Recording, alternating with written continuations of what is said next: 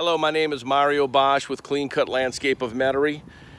We are in Metairie today completing the front yard of a house. We removed all the existing shrubbery, which was not doing well due to the shaded conditions, not the proper plants for this location.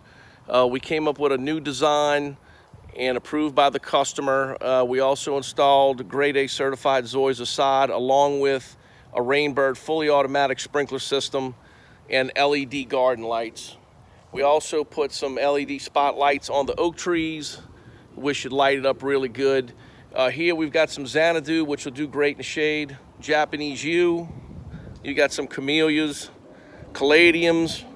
The foxtail fern will look good in the shade with a lighter leaf texture. And then wintergreen boxwoods bordering the walkway. Also, as we swing over here to the right, we've got some tractor seat plants, which will really do good in the shade. Overall, everything went smooth. I think the customers are happy. Are the customers happy? Yes, the customers are very happy with the results. If you need professional landscaping, give Clean Cut Landscape a call at 504-415-1438 or visit our website at cclanddesign.com.